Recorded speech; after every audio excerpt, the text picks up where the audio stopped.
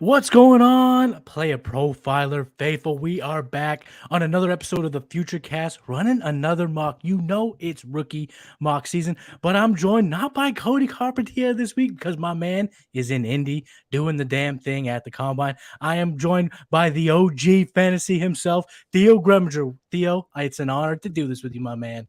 No, I'm stoked. It's difficult filling in for Cody when it comes to the rookie class, but I feel like I'm prepared, I'm ready, and I'm fired up. And the stuff we were looking at today, we were just talking about in the pre-show. It's got me even more fired up because some of these fantasy landing spots are very exciting. Yes, and you just alluded to it. So today we are doing a 2-round Superflex rookie mock draft, and we are using Tyler Fornes from Yahoo.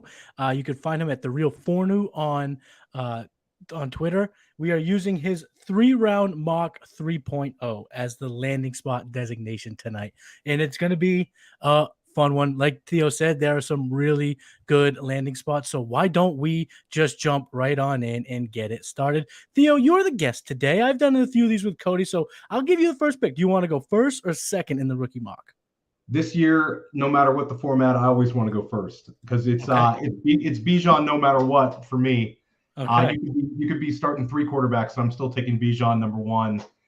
He's a stud. He's the best running back prospect we've seen since Saquon, and he's already going in the first round in redraft right now for a lot of these early best balls. So I'm all over Bijan. Easy pick. Bijan, I mean, what a stud. The prospect profile speaks for itself. And in this particular mock, he goes 28 to the Bengals. What's your thoughts on him going to the Bengals in the first round? So I don't know. We talked about this mock a little bit. I think it was they had some hot landing spots, but I mean, Oh, yeah. at the very least, he's producing like a Joe Mixon plus. And I think that if he ends up in a great offense like Cincinnati, he would have an outside shot at leading the league in rushing touchdowns just because of his opportunities inside of the red zone. So I think there's no way that we could hate on him landing with a top offense like Cincinnati. But to me, he's landing spot averse. He could land Right. poorly, and he's still my 101. For sure. I mean, he could go. He could be in a Derrick Henry situation. Remember when he was drafted? He was taken behind DeMarco Murray. Everyone Yeah. thought, well, should you take him at the 102? Because that was the same year with Zeke. If I'm not, I think that's pretty much. I think that's what it was, right? I think it was Zeke went 101 in those rookie mocks, and then I think it was who's 102? Is it Derrick? Well, certainly you should have went with Derrick Henry. The only I would say that there's a couple of spots where you'd have to temper your immediate expectations. Right. Like if Dallas franchise tags Tony Pollard and then takes Bijan Robinson as well, and that's the 1-2 punch. They're both RB2s instead of both RB1s. That's a little bit disappointing, but I think that it doesn't matter. I mean, he's on his way in year 2 to still being a top 5 redraft pick. But to me, it's pretty much landing spot averse. The guy's going to crush. He's a fantastic prospect. Certainly. There's not a whole lot to add on Bijan. We're all excited to take him at the 101. At the 102 here, I am going to go quarterback. And since Cody is not here to take him from me, I'm going to go ahead and take Anthony Richardson. I think he has the highest ceiling. I think you might have to temper your expectations in year 1. And in this mock, he goes 109 to the Carolina Panthers, a landing spot I would absolutely love. At Florida, he didn't have a single season where he had a 60% completion percentage or better. That's a little bit nerve-wracking. But if he comes out and runs that, 4.4, 40, and he can really hoof it on the ground in an offense like this with a quarterback, a good coach like Frank Reich, this is a landing spot where I'm absolutely taking the ceiling. And if I have to wait, I'm okay with that. So any thoughts on Anthony Richardson? No, I mean, he's got the highest fantasy upside of any of these quarterbacks. So I think he's a very, very exciting player. With his rushing ability, I think that he could put up some big time fantasy seasons. So we're really hoping that he lands well. And in this particular mock, him landing to Carolina, agreed, that would be a nice spot for him. And I can understand you taking him at the 102. And, I've been a DJ Moore stan for a long time. If we can get my boy a legit quarterback, but I'll be very, very happy. Theo, where are you looking at the 103? So to me, the 103 is difficult. I'm pivoting away from quarterback, and I'm going to go with Jahmyr Gibbs. Gibbs and Jackson Smith and Jigba, for me, is a difficult decision. I think they're both very exciting players. I think that that's going to be the basically in the non-Superflex drafts, that's the 2-3. But I'm going to lean towards Gibbs. I think he's a terrific prospect. He's a modern running back. I think he's got big time upside as a receiver. In this particular draft that you sent me, he lands in the top 40. He goes 38 to Las Vegas. Right. I'm assuming that they're saying Josh Jacobs is signs with somebody else. They replace him with Gibbs. I mean, I think he's going to immediately produce as a rookie. I'm happy to get him at the 103. Yeah, for sure. He's one of those players that if he goes to an offense that can get the running back the ball, he's really, really comparable to an Alvin Kamara in the passing game. He doesn't quite have that prowess as a rusher yet, but maybe he grows into it a tad because I think that he's got that overall skill set. And by transferring to Bama, he truly proved that he is a very good player that can handle that type of competition. At the 104, I'm going to stick to the quarterback. I don't love this landing spot, but the draft capital speaks for itself. Give me C.J. Stroud. And in Tyler's mock, he went 102 to the Houston Texans. They're building over there. They're building a lot of the non-sexy fantasy positions. Now this is the type of year, I think, where they attack the fantasy positions. And if they do so, we'll probably talk about someone that they draft here in a minute. But give me C.J. Stroud at the 102 and then the 104 in this draft. I love his floor, and I think his ceiling might not be top 8 in Dynasty, but I think he can crack the top 10, and I think the floor really keeps him competitive in a Superflex format. What are your thoughts on Mr. Stroud? I think Stroud has a clean profile. I think he projects well, and I think if he goes 102, I think you could have made a case for him being the 102 in this draft. And I think that Houston is heading in the right direction. That's where they're projecting him to go. I'm a fan of his. I like him. He's most likely my QB1 in this class, but it's close. So I think it's a good selection at the 104. He was my early on QB1. I've just been tantalized by all the talk around Anthony Richardson and the ceiling. Cody's freaking comp for him. It's hard to ignore. So that's where I end up going. I wanted that ceiling, but being able to get Stroud at the 104, I think is a pretty good deal. Theo, where are you going now with the 105? So I'm going to go away from QB again, and I'm going with Jackson Smith and Jigba. I am a big fan of Jordan Addison as well in this class. I like a few other wide receivers, but in this particular landing spot where he lands to the Los Angeles Chargers with the 21st overall pick, I think that would be just a tremendous landing spot. He would immediately, fill the Keenan Allen role. I think that he's a big time player, and I think that a lot of the knocks on him only being able to play the slot, I think that might be poor process. He's not running the 40 this weekend, which makes me think that he has some sort of a guarantee. I think that he's been guaranteed to go in the top 25. He will run at Ohio State's Pro Day. So I'm a big fan of his, and I think he'll produce big time. But if he gets a landing spot like this with a quarterback like Justin Herbert, then I think you need to consider him in non-Superflex drafts at the 102 right behind Bijan. It's still probably Gibbs for me, but JSN is pretty Teflon to me. JSN to the Chargers. That is my favorite landing spot. Cody brought up the Minnesota Vikings on one of our previous mocks where they traded away Stephon Diggs and drafted Justin Jefferson. Now, does he have that type of ceiling? I don't think so. But in this offense, in the Keenan Allen role, if Keenan Allen is no longer on the team, he could be wide receiver 1 in terms of target share. And that's exactly what you want in fantasy from the jump, tethered to a guy like Justin Herbert. Ooh, that's a definite spot. And I'm not going to lie to you, Theo, I'm a little bit upset because I was hoping you would finally go QB so that I could take my boy JSN. But I have to pivot, and I will also pivot off of the quarterback position here with the 106. Give me Jordan Addison, wide receiver from USC. He only had 875 receiving yards this year, but he only played in 11 games. He was clearly focused on getting into the NFL. Proved himself in 2021. Over 1,500, nearly 1,600 receiving yards with Kenny Pickett. I think at going 12 to the Houston Texans, you put him with the best floor quarterback in C.J. Stroud. I think you'll get immediate production in year 1. Brandon Cooks, see you later, pal. He'll be traded probably by the end of the draft season. So that clearly is going to give us a nice path to a lot of targets. And Jordan Addison can win at all 3 levels. It's short, intermediate, and he's pretty good downfield. Give me Jordan Addison to complete my stack here in the mock draft 4.0. Yeah, Addison has Stephon Dig like characteristics, and I think that Oh, he's like he's slim, but we've seen a number of these skinnier wide receivers really producing. I think like JSN, Addison could end up being a target hog, and I think he's a very I'd say he's a safe prospect, but like you brought up, he's got some exciting attributes, and I think he could profile like a high end wide receiver 2 for his career with some wide receiver 1 seasons. do you have him currently ranked as your wide receiver 2 in the class? I go back and forth with him and JSN. Right now, I do have him as my wide receiver 2 behind JSN. Mm-hmm. I had him as my wide receiver 1, but I keep going back and forth. I really love JSN, but in my dynasty leagues, I'm going to try to walk away with a good deal of JSN and Addison. I think that both those guys are safe, and I think they're going to produce big time for our fantasy teams.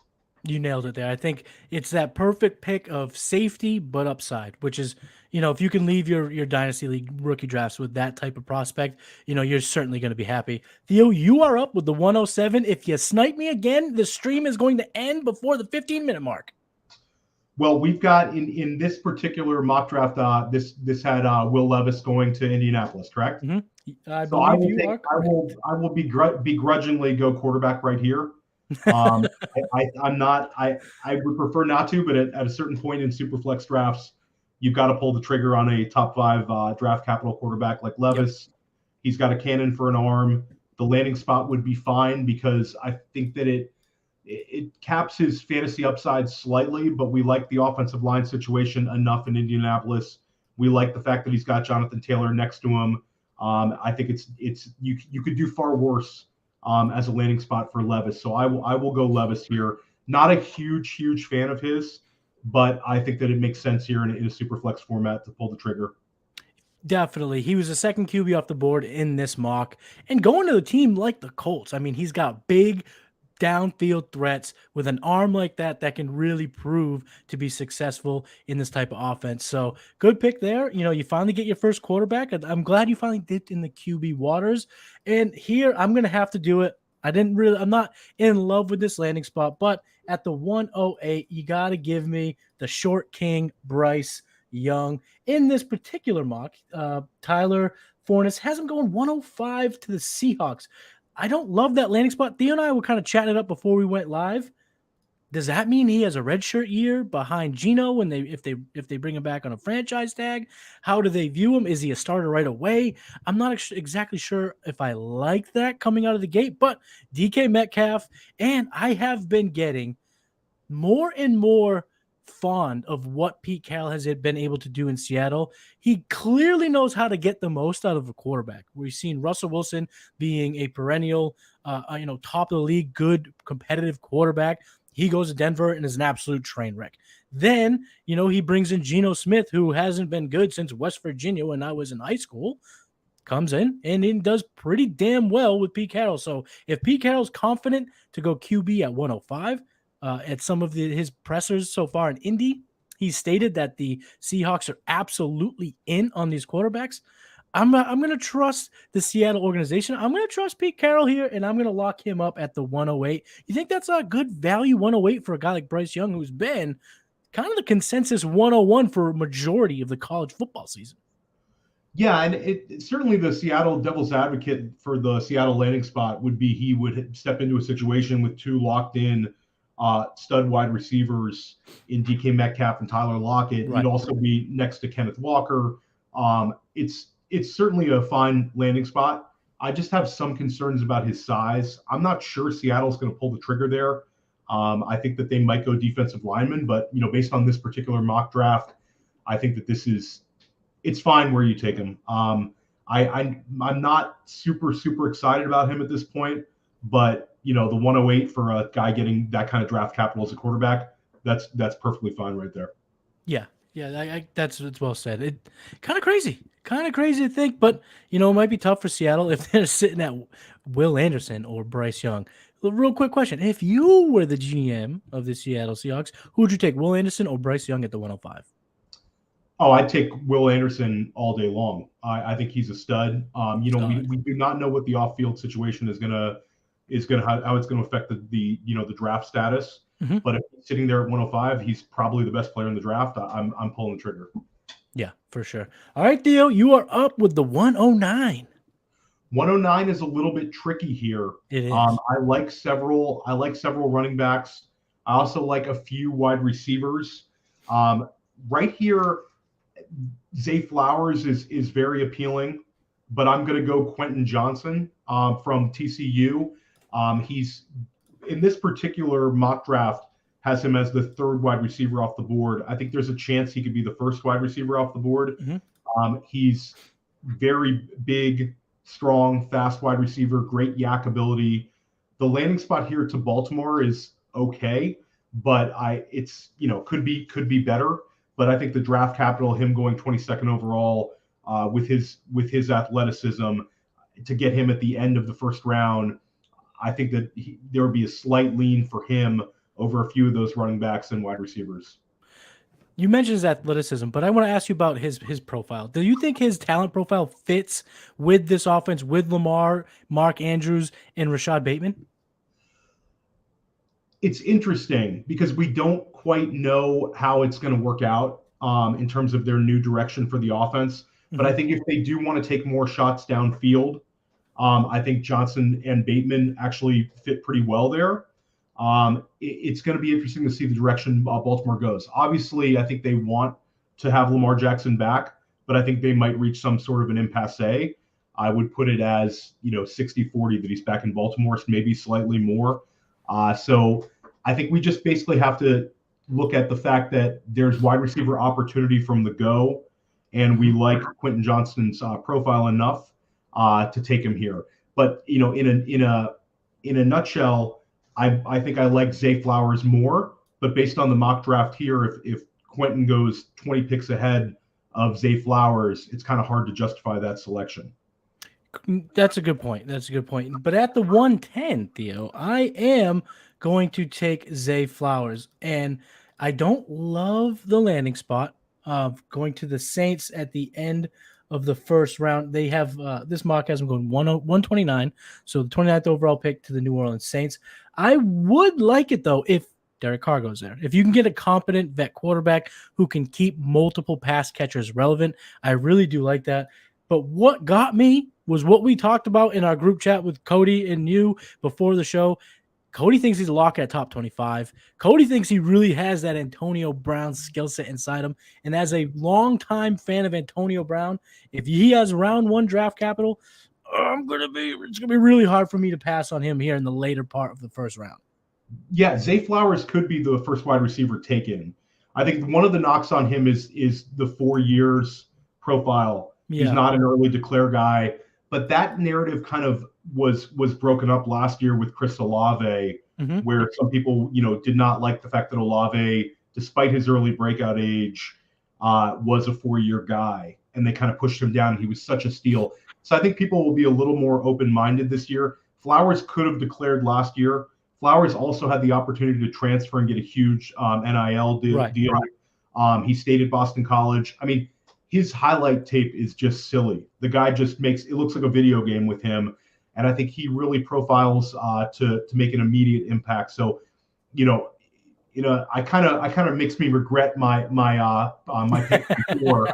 You take Flowers there, but it's an excellent pick, and I certainly like him a lot. You certainly have a chance to snipe me back here because one of my favorites is still on the board. But to your point, you mentioned the going back for the 4th year. Chris Olave did it, kind of broke that stereotype.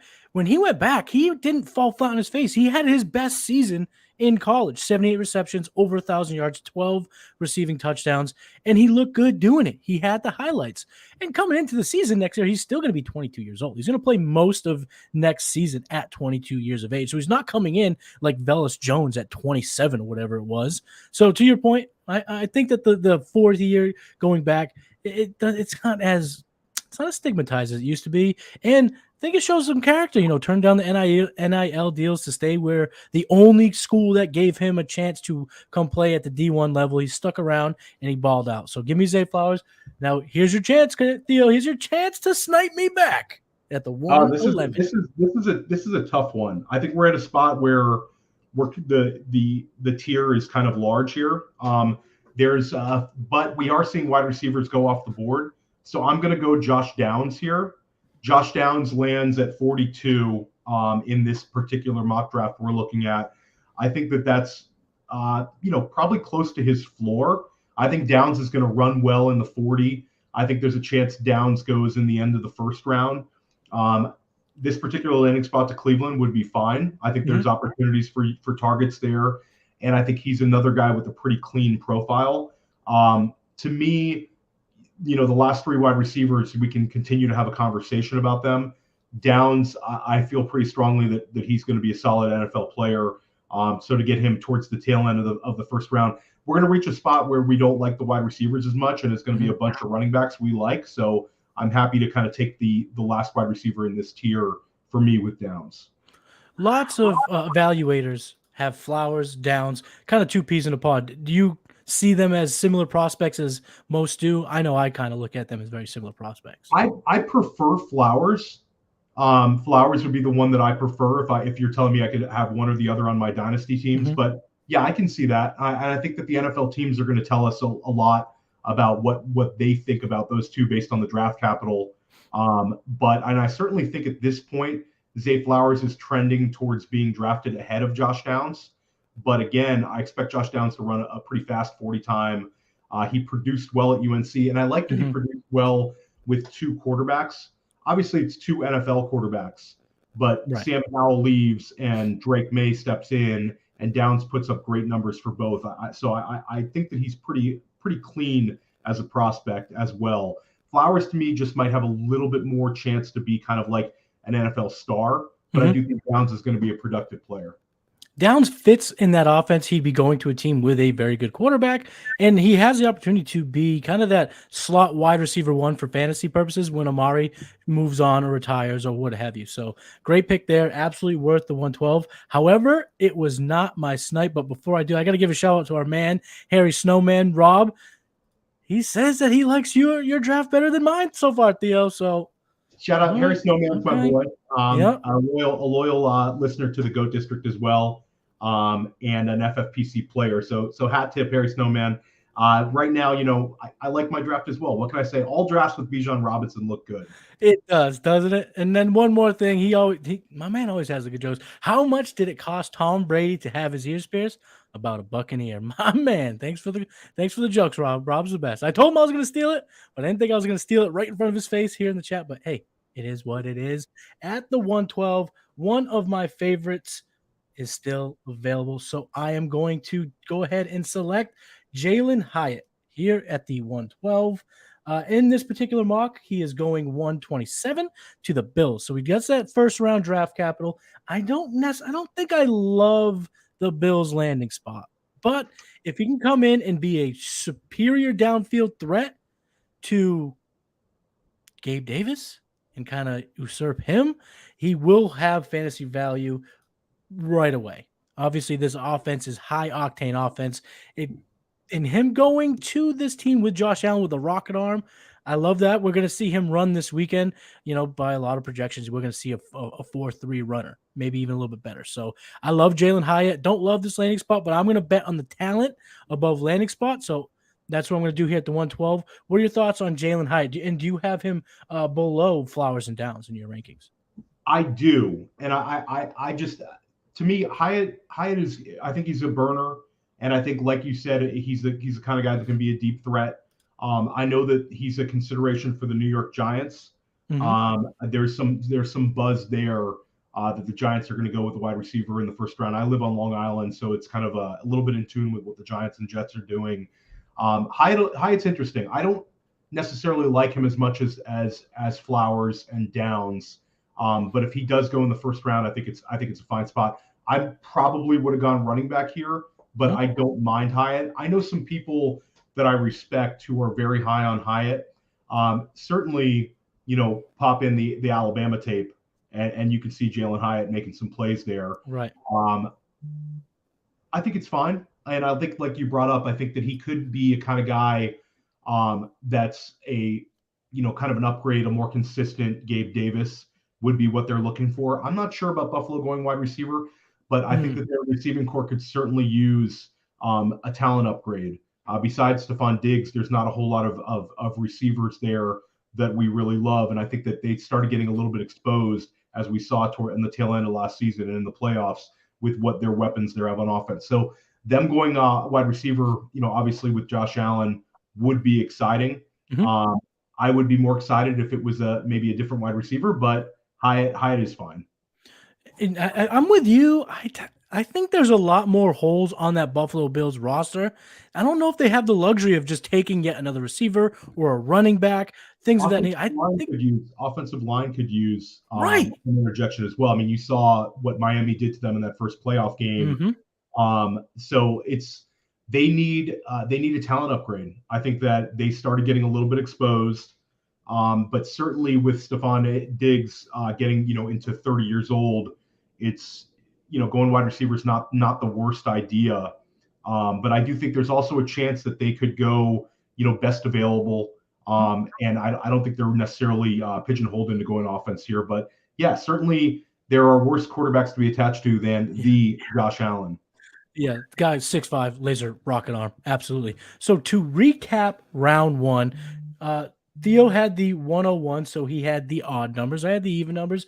He went Bijan Robinson, Jahmyr Gibbs, Jackson Smith-Njigba, Will Levis, Quentin Johnston, and Josh Downs. I went Anthony Richardson, CJ Stroud, Jordan Addison, Bryce Young, Zay Flowers, Jalen Hyatt. I grabbed a ton of quarterbacks. We both grabbed a bunch of receivers. I think round two is going to be littered with them tailbacks. So, Theo, why don't you get us popping with the 201?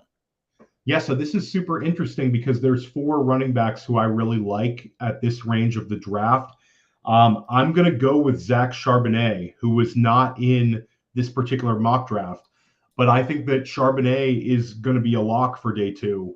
A few of these sites have his 40 time over under for the betting markets in the 4.4s based on his productivity, his size, and the fact that he's a capable receiver. I think that Charbonnet is almost a day 2 lock for me. I think there's a chance he could sneak into the second round. So, Roschon Johnson's also very appealing. And then there's a few other running backs. But in terms of having big size, receiving ability, and what I expect to be an impressive 40 time, I think Charbonnet is a back that I want pieces of in Dynasty. Do you think that he did himself a disservice by going back to UCLA for his senior year? Yes, I think so, because I think a lot of people just don't like the fact that guys are not early declares. Right. It makes NFL teams kind of raise an eyebrow. But again, we're going to find out a lot this weekend.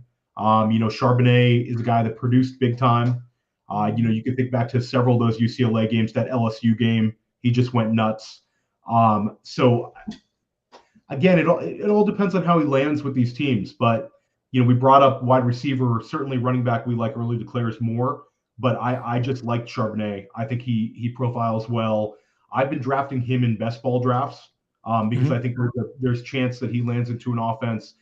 Even if he doesn't land into an offense where he's the clear RB1, I think he could have a high touchdown upside, a very efficient runner who puts up a nice rookie season, gets 7-8 touchdowns on the ground. Where's he going in best ball right now? Where's his approximate ADP? Oh, it's all over the place, but I think that he's the kind of guy that, when you get to that like 8th through 11th round, like on an FFPC site, one of those backs, I've been taking him like as a low end RB3. And I think that's kind of like where him, A-Chain, Spears, a few of these rookie running backs are all kind of ending up in a, kind of an appealing tier with the high-end RB4s and the low-end RB3s. But again, there's less clarity in early best ball because we don't have the landing spots. Right. But, I have been drafting him. I have been drafting A-Chain. I had some Roschon Johnson before the Senior Bowl. He's become a little more difficult to get now. But, yeah, it's hard for me not to take a couple of these running backs in early best balls because I think that the draft capital is going to push them up. And I'm getting a discount at this point. Definitely. And you mentioned him. I'm going to go ahead and take him at the 202. Roschon Johnson. He's kind of jumped up a lot of boards since the Senior Bowl. He's listed at 6', 225. He's got the size. I'm curious to see what he runs. I'm hearing from a lot of people, either in Indy or people who evaluate players for fantasy, that they're projecting him to run a lot faster than people would think given his size. And if he blazes, he's similar to Zach Charbonnet, where if he blazes the 40, he's going to have a great speed score. He's going to look good in running those drills. He's going to be a coveted pick here in this, probably the first 3 rounds. In this particular mock, he goes to the 93rd overall pick, the 30th pick in the 3rd round to the Carolina Panthers. And I like that landing spot. There's not a ton of competition in that backfield. There's a new regime, and by all accounts, Roschon is a stand-up guy. He was a former quarterback. He really knows how to command the locker room, which you don't hear a lot from running backs, but with the team kind of searching for that new identity, I think that can prove to be just a massive intangible, keeping him on the field, keeping him as a valuable member of this team. So give me Roschon at the 202. You've talked about him a little bit, but is there anything else that you want to sprinkle on top of the Roschon Sunday? You nailed it. He's another guy that could have left and could have transferred. He did have an early breakout. He just happened to play alongside, one of the best running backs we've seen in a long time. Mm-hmm. So I think Roschon is going to be drafted highly. I think him and Charbonnet are both day 2 locks. And him landing to a team like Carolina, that's fine. But I do think he could go higher than he's projected here, because I agree with you. I think he's going to tear up the combine this weekend. He's also a big back. We're talking about a guy who's like 225 with that kind of speed. I think Roschon he was the talk of the Senior Bowl day 1. And I think that there's going to be some team that's going to pull the trigger on him in maybe the end of the 2nd round. Here it's got him going in the 3rd, but it's those 2 guys at the beginning of the 2nd round in the Superflex league. I think that's just great value. I think both of them, could end up being very successful fantasy running backs. In this particular mock, he went at the end of the 3rd. Let's just say, for exercise sake, he's a mid-part back end of the 2nd round in the NFL draft. Of the 4 receivers taken in our round 1 mock, Johnston, Flowers, Downs, and Hyatt, where would you put Roschon amongst those 4 receivers? I think I would, if he goes as highly as we're talking about, like, in the before pick 50, then I think he's absolutely, to me, probably where I took Johnston. You can make a case for Roschon just based on this particular landing spot. It makes a little more sense to take those 1st round wide receivers. Mm-hmm. But yeah, if he goes top 50, wheels are up because the guy's going to get an early opportunity. And like we talked about with his athleticism, I know Matt Kelly has compared the situation to, the Cadillac Williams, Ronnie Brown years at Auburn. Mm-hmm. Where, both of those guys come in and contribute right away. We have seen it recently with Michael Carter and Javonte Williams, their rookie seasons. I think it could be kind of like that. So, yeah, I think Roschon Johnson's a kind of a guy that he's in most rookie drafts. I think he's going to go right around that 1-2 turn in non-Superflex, but certainly has room to go higher. I know that we're high on him in our rookie ranks, and for good reason. So I think that he's definitely got some upside to go higher ahead of these wide receivers if you get that sort of scenario with the draft capital. I'm lockstep with you there. I think I would have taken him over the 2 receivers I took at the back end of the 1st round if he had a full round improved draft capital. Before we move on to the 203, I just want to make one quick comment about teams who possess picks, 109 or later. You're seeing the depth. The more and more mocks that you do, you notice how deep and how effective the depth is in this draft. And if you own a 109, 110, see if you can move back and get 2 second rounders. Get an early 3rd. Get an early 2nd and a late 2nd, because you want to take these shots. You want to get as many bullets in your gun to take these rookies, because we're going to see some really good fantasy relevant guys taken here in the 2nd round. So I think that's just a little bit of strategy there for people who possess a back end of the 1st round rookie pick. Yeah, and Superflex, especially those early 2nd rounders, those mid-2nd rounders are money. And I think that there's a certain psychological element where you can always get a little more for a late 1st than you can for that early 2nd, even though, like you mentioned, it's pretty much the same tier of guys. So that's great advice. Being able to trade down, get an early second, and then maybe pocket a 2024 second. That's Ooh. the kind of trade that makes you really, really dangerous as a dynasty manager. Oh, cooking with gas, Theo. All right, you are up with the 203. Well, here I'm going to go Devin A-Chain. And I could have gone Tyjae Spears here. I could have gone Keishon Butte.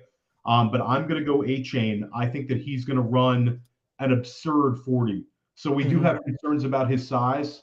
And I think that, he's obviously doesn't have the potential to be an every down back like we've seen with the previous two selections. But as a, pure fantasy play, A-Chain is very exciting. I think that there's been some rumors that he's going to go higher, where he could end up being like a mid-second round guy based on a team that really needs speed. I saw some Philadelphia Eagles reporters are saying that he's in contention to be an Eagle in the second round. A-Chain is a guy that we don't like running backs usually when they're sub 190. I'll be interested to see what he weighs in at the combine. But if he gets over 190 with that kind of 40, he's a very, very exciting player. Did you mention his landing spot in this mock? His landing spot in this mock had him going to Miami, which was not a bad spot just based on the running back opportunities. And I think that the chance to play with a Jalen Waddle and a Tyreek Hill, to get a player like A-Chain in space with a coach like Mike McDaniel, I think that would be exciting. But to me, it would be a little more exciting if A-Chain does get pushed into the second round, which I think is a possibility. I really think we're going to see backs fly off the board in this day two of this draft. It seems like kind of a transformative year for fantasy running backs, where you have a lot of these older backs that are productive are getting older, and we have a lot of appealing prospects. So I think A-Chain's going to go higher than he was projected, although we can't hate that landing spot. No, you can't hate the landing spot. And I particularly really like this type of landing spot because I think McDaniel is good at maximizing skill sets. We saw him do that with Jeff Wilson and Raheem Mostert this year. Mostert never saw 20 carries in a game. His outlier was 18. He was usually around anywhere from 7 to 12. And I think A-Chain's that's perfect. You don't want to make him the workhorse. He can't take it. He's a smaller back. But with that explosive ability, you mentioned the 40, he is going to light the turf on fire this weekend. And you put him in an offense where they can't stack the box. They're chasing two race cars down the field in Waddle and Hill. Add another speedster to that offense. Man, I do really, really love that landing spot. So great pick there. I'm going to take the other running back that you mentioned, Tyjae Spears. And I like the talent. I like his receiving ability. But boy, oh boy, do I love this landing spot for him. Not for Isaiah Pacheco, because I love me some Isaiah Pacheco, but Tyjae Spears going to the Chiefs at the end of the third round, pick 95. Give it to me all day. Here in the second round, I'm willing to give them a redshirt year. If they want to bring Jerick McKinnon back on a one-year deal and kind of go Spears, McKinnon, Pacheco, I think that Pacheco-Spears 1-2 punch is pretty dynamic. I think it could be really successful for what the Chiefs want to do. Tyjae Spears, we saw how tough he was to cover at the Senior Bowl. It seems like he will be able to translate very, very well to an NFL passing game. So I love the landing spot. I love his potential situation with the Chiefs. So I love getting him here at the 204 in this mock. Yeah, I think it's a nice tier for running backs, and I think we're both in line that those four guys are all appealing. Yeah, I mean, Spears landing in Kansas City, that would be super, super exciting.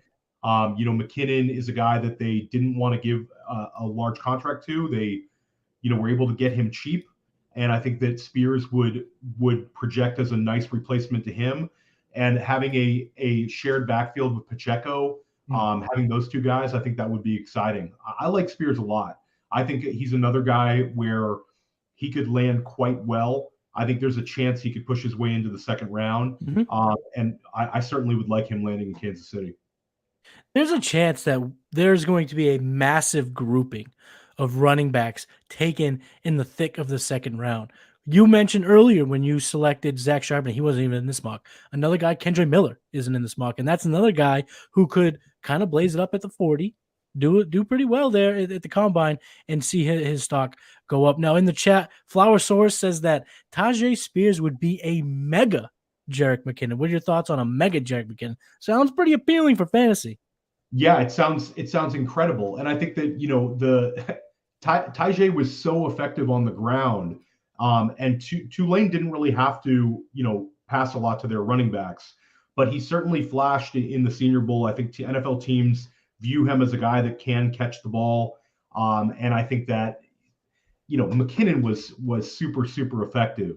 But I think that, him being a slightly more consistent and a little more well-rounded and obviously younger and more explosive version, he could be like young Jerick McKinnon if McKinnon didn't get hurt. And there's a ton of rumors that Spears might end up being a Saint. I think there's a lot of pressure from the Saints organization, especially with the Kamara situation, to go and take Spears. So his landing spot is going to be fun. But again, he's a guy that I think is a lock for day 2. Oh, keep him in New Orleans. Hey, if you're going to get trapped in a particular city, give me New Orleans. I love that place. Theo, where are you going with the 205? So the 205, I'm going to go Kayshon Boutte. In this particular draft, he goes 58th to Dallas. There would be a clear path for him to be the wide receiver 2 opposite CeeDee Lamb. It's a nice landing spot. He's a guy that certainly his stock has gone down, especially from last summer where he was, if we did this particular exercise last summer, Boutte would have been going in like the top 5, top 6. But I think him landing well, getting that second round draft capital and landing to an effective offense like Dallas, where there's a clear path to him being the, potentially the second most targeted player on the team. I think that would be a nice spot. And I think that your risk is alleviated taking him here in the middle of the second round. Yeah, absolutely. I love this landing spot. When I saw him going second round of the Cowboys, I thought, great NFL pick. And if he pans out, it's going to be a massive, massive, massive get in fantasy. With the 206, I'm going to go with the last skill player that was selected in round 1 in Tyler's mock. Give me Michael Mayer, the first tight end selected in our mock 4.0. Tyler has him going 115 to the Green Bay Packers. He's got the size, 6'6", 235. He was dominant in college. He was 95th percentile college dominator rating. 20 years old for his breakout age, which is above average, 76th percentile. Back-to-back 800-yard receiving seasons at Notre Dame. Has been the consensus tight end 1 throughout the entire season. Now, the Kincaid, Musgrave, those guys are creeping up. But if Mayer's the only tight end with the first-round draft capital, I'm going to take him here. So I got 2 questions for you, Theo. 1, what are your thoughts on Michael Mayer? And 2, are you falling in love with Jordan Love? Because I am. I don't know if I'm falling in love with Jordan Love, but I certainly love Michael Mayer. I play a lot of FFPC Dynasty, so he's been a guy that I've had my eye on. That's a tight end premium format. So I think that Mayer is going to settle in right where we took, those wide receivers. I think Mayer is going to be a back end round 1 type guy. He's a very safe profile, super productive guy at Notre Dame, early breakout age. He basically checks off all the boxes. I think that there's a chance that he's not the first tight end drafted in the NFL draft, based on, several mocks have him going second, but I do think he's a lock to go in the first round. And if somebody jumps him, I'm not too worried about it. There's been some concerns that he's not like super explosive. He's a well-rounded tight end, but I think that he's at the very, very worst. I think he's kind of like a back-end tight end 1 who's not going to hurt you. I think he's going to be a very productive NFL player. And if it all works out, I think he could end up being like a top 6 perennial fantasy tight end. He's a very clean prospect. I almost took him where I took Boutte. Okay. So who are you taking now with the 207? This is a difficult one. And I'm going to take a guy that was not on this mock draft, and that's Zach Evans, the running back from Ole Miss. I like his profile. This is I'd say somewhat aggressive pick that I'm making, but I do think at the end of the day, he's going to get the draft capital he needs. I think he will be a day 2 guy. And I like him enough that I think that this is a good spot to take him in that mid-second. He was at TCU with Kendre Miller, then goes to Ole Miss. I think that he profiles well as an NFL back. But again, it's going to be landing spot dependent. If he ends up going in like the 4th or 5th round, then this pick's going to look poor. but I do think he's going to sneak his way into that third round. He's another guy who I'm interested to see how he runs, how he does at his pro day, how he does at the combine. He's also a guy that was pretty widely considered the third best running back in this draft class. Did he make a mistake going to Ole Miss? Probably, but he couldn't have known that Quinshon Judkins was going to be just an all-world talent as a freshman. So that you can't really count against him. He's going to be young. He's only 20 right now. He's got the size. Great pick by, good pick by Zach Evans. And if he goes day 2, gets that draft capital, this pick's going to look great at the 207. At the 208, I am going to go with his former teammate, Kendre Miller. I don't believe he was selected in this mock. Let me just run through it. Yeah, no love to either of those guys. Right. No love to the TCU running backs. But I'm going to take him because he's got the size, 6 foot, 215. And rumors are he is going to run extremely well in Indianapolis. And if he does, I do expect him to be a top 3 round pick. And given his near 1,400 yards on the ground for TCU this year, I think he could be a sneaky bell cow at the NFL level. So give me that chance at the upside of the 208. Yeah, I like that one. He's a guy that I considered as well. Again, it's going to be super interesting to see where these guys land. I think that when we get to Evans and Miller, I like them a little bit less than the running backs we took at the top of round 2, but they certainly are appealing and they certainly have a path to being fantasy viable. Yeah, and you take the chances. Take those lotto tickets here in the second round because odds are if you grabbed a bunch, you didn't give up a ton.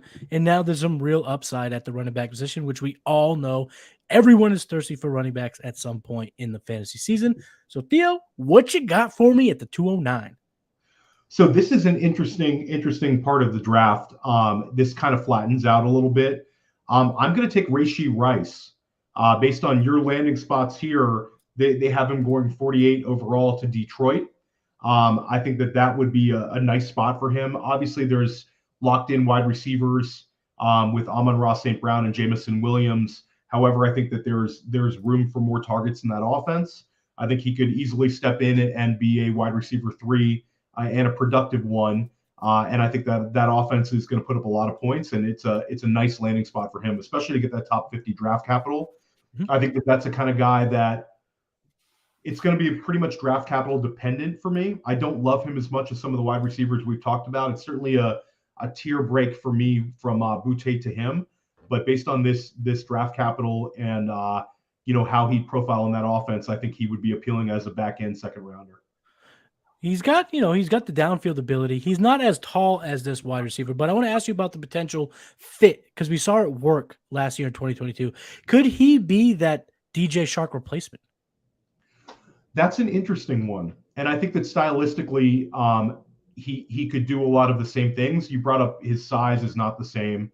But I think that would be a like-for-like kind of replacement in the offense. I think that the offense also could change a little bit. We would expect some tweaks. And if they do go ahead and draft the wide receiver this highly, I think that they will have plans for him. So I think that him as a DJ Chark replacement, certainly a cheaper one based on the money DJ Chark's going to get this offseason, I think that's not a bad call. My next pick here, the 210, is I'm not exactly sure how I feel about this prospect. People in the space like Ray GQ over at Destination Devi loves him, and I think Ray's one of the best at evaluating talent. So I am going to start getting aware of his talent profile after hearing how much he does like him. Now, when I see the landing spot, getting that second round draft capital and going to the Kansas City Chiefs, give me Marvin Mims. It certainly looks like the Chiefs have a type. They were asked, one of the Chiefs personnel was asked at the combine if they have a particular profile that they covet at the wide receiver position. Because if you look at Tony and you Sky Moore and all of those short, shifty kind of guys, it seems like they do. They said they don't. But then if they were to go with a guy like Marvin Mims here in the end of the second round, who's 5'9", 177, a former high-end prospect, I'm willing to take the shot here. I'm at the 210. What are your thoughts on Marvin Mims, and do you think it's possible he gets second-round draft capital? So I don't, but, I think that's something to kind of discuss a little bit more with Cody when he gets back from the combine. I don't see him going in the second round, but obviously any wide receiver who's selected by the Kansas City Chiefs we should consider. I mean, Exactly. it's kind of a no-brainer if you have a second round, draft pick. I know there's some sharp people on Marvin Mims. He's another guy that right now, if you're drafting best ball, you can get super, super cheap. I'm talking about like the 20th round, 19th round kind of guy. So yeah, I think that anybody attached to Patrick Mahomes, it doesn't have to be a complicated way to play Dynasty. Take him for sure. Exactly. Sometimes the simplest route is the easiest. Just go with the pass least. What is it? The pass less travel. What's it saying? The path of least resistance. There it is, Theo. Thank Yeah. you. I just tend to start talking and hope that my brain catches up. It doesn't happen all the time, so I need people like you to back me up. Thank you for that. It doesn't have to be a complicated game. It can be a simple game. Take the wide receivers attached to the best quarterback of all time. One saying I do remember: KISS, keep it simple, stupid, and I Yep. like to do that. So give me Marvin Mims with that landing spot. Theo, what do you got at 211? Your last pick of the whole draft, baby.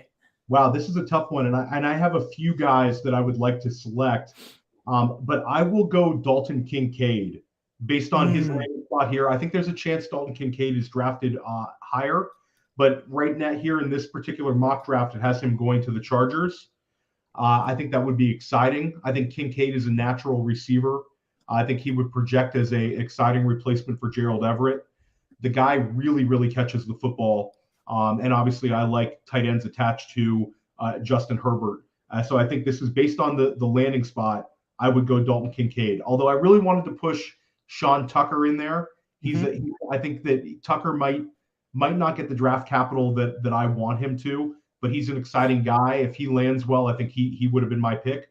But I do have concerns that he's more of a day 3 type guy. So I will go with another one of these exciting tight ends in Kincaid. Kincaid can go in a range of different draft spots. He can be the first tight end off the board. He can be the third tight end off the board. Yeah. He could be the fourth tight end off the board if people fall in love with Darnell Washington, let's be honest. But I do think in this mock draft 4.0, Theo, Dalton Kincaid at the 211 might be the best value that we've seen.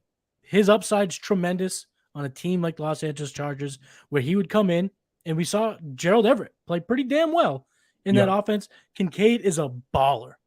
And if he goes there and there's some change, all of a sudden Keenan Allen's out, JSN's in, let's say this mock is exactly how it plays out. You can have 2 rookies falling into very valuable pass-catching roles attached to a massively talented, very exceptional quarterback. Could be absolutely great value here. Now, I'm going to go off the rails here with my last pick. I can't let this guy go. Am I going to take him at the 212 in my rookie mocks? I mean, my rookie drafts? Probably not, but because I don't have another pick, I got to get my guy Deuce Vaughn. 5'6", 173 pounds. Let's go. Give me the outlier of outliers in terms of size. Back-to-back seasons with over 1,400 rushing yards. He's had over 375 receiving yards each of the last 2 years. The guy is a playmaker. If this guy was bigger, and I hate ifs and buts because it kind of negates the analysis. If this guy was bigger, he'd be a lot better. Duh. If this guy was faster, he'd be a lot better. Duh. But I love his skill set. I love how electric he is. And I'm just seeing it in my mind's eye, trying to manifest it. Give me Deuce Vaughn to the Denver Broncos so Sean Payton can get his Darren Sproles 2.0. Anything you want to add about Darren Sproles? Oh, sorry. I meant Deuce Vaughn. It's Freudian slip. Slip. Yeah, he's the guy. I mean, I obviously have concerns about his size.